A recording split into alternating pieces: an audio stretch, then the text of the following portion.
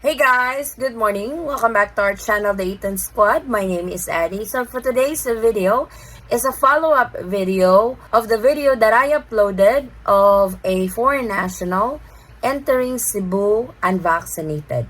He was denied, but he reached out to me again that he has successfully entered the Philippines as a foreign tourist unvaccinated. So I can't wait to share with you guys what he has to go through on this process.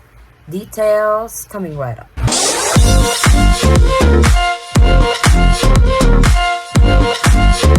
So if you guys can remember, one time I have uploaded an update with regards to a foreign national bound to Cebu who got denied for boarding because he is unvaccinated. Well, he did not give up, and he actually messaged me again that he is now in Negros Occidental. And I am going to share with you guys the process that he has to go through, unvaccinated foreign tourists.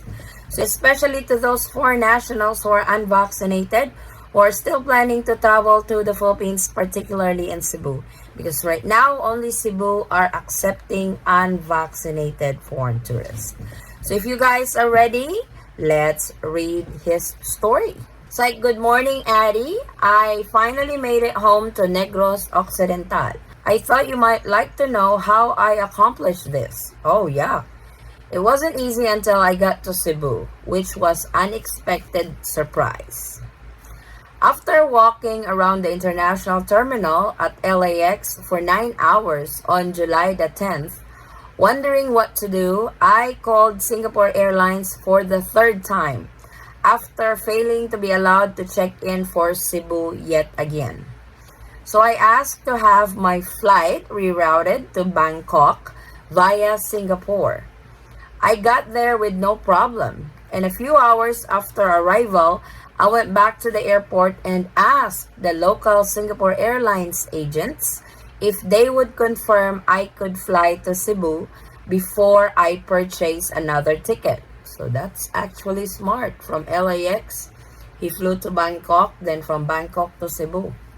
Because usually, if you fly with Singapore Airlines from LAX to Singapore, then Singapore to Cebu.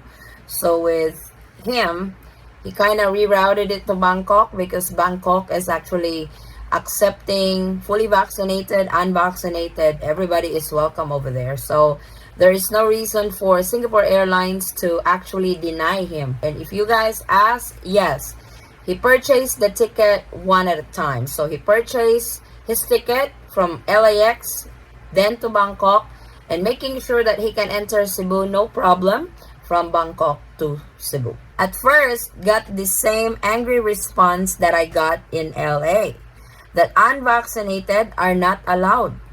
I pleaded with the agent to look at my proof and check for myself, which he did, and he conceded that I was correct. He didn't apologize, but I said it was difficult to keep up with all the changes in the Philippines. Absolutely right. A group of agents witnessed this conversation, and one very kind young agent helped purchase the new ticket right there and printed it out and wrote it what would be required for me. I was grateful but still concerned that if one of those agents were not working 2 days later when my flight was booked, that I might have to go through it all over again, with the possibility of being rejected. But when I checked in, I had no problems. I couldn't believe I was going to finally be on my way.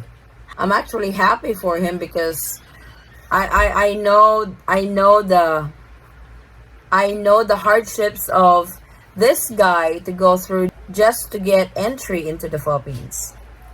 Due to all the misinformation and fear-mongering and a lack of well-informed airline staff, I was wondering if I'd face problems in Singapore when I changed flights or in Davao where there was a short layover. But fortunately, there was no problems. When I finally arrived, of course, I felt very insecure because of all the hearsay. But to my surprise, the airport staff was very helpful and the process was very quick and smooth. There was no resistance, of course. They requested to see my One Health Pass and quarantine hotel reservation. And at immigration, they wanted to see proof of onward flight. So, immigration will check for onward flights. I was swabbed at the airport before being allowed to go to the hotel. And on the 5th day, was tested again, both negative. And was finally on the last leg of my journey home to Negros Occidental. Bacolod required a negative PCR test within 72 hours in something called Backpack, which seems to be a tracing registration site. It's not an app. I had to apply and print the application and add a 2x2 photo. However, neither of the above was requested at Cebu Airport when checking in, and only the medical certificate was requested at Silay Airport when I arrived. If you haven't already done a video about different islands requiring different things, it might be helpful. I heard flying to Manila domestically, there are no requirements. A friend flew from Manila to Palawan and he said nothing was required either. But Negros did require the two things mentioned above. So, if you are flying to Negros Occidental, particularly in Bacolod, so this is the requirement for domestic flight. In conclusion, it took a lot of courage and determination to get home. It's best to get a second option, which is in Bangkok, and make sure that travelers have all the proof plus more. My evidence was irrefutable, but still the agents at LAX refused. But I don't like being beaten when I know I'm right, and so I pursued the issue at great expense. I did file a formal complaint with Singapore Airlines because they were 100% wrong. I hope my experience might offer helpful insights to hopeful travelers, and thank you for all you did to get the story out to your viewers. With very best wishes, Dr. Joseph. I'm not gonna mention his last name, but so this is the guy that I made a video when he was denied in LAX. Thank God he did not give up on that, and finally he's in the Philippines with his family. And I know there are travelers, especially to foreign nationals who are unvaccinated and wanted to enter the Philippines. So this is just the proof that they can enter the Philippines, though they have to go through all the hoops just to gain entry into the Philippines, but it worked. I also have one more subscriber that reached out to me and did somewhat the same thing, but his is a lot more elaborate. His layover was in Singapore. Unlike this one, his layover is in Bangkok. So I am going to do another video on that because this is actually good news to those travelers who are unvaccinated.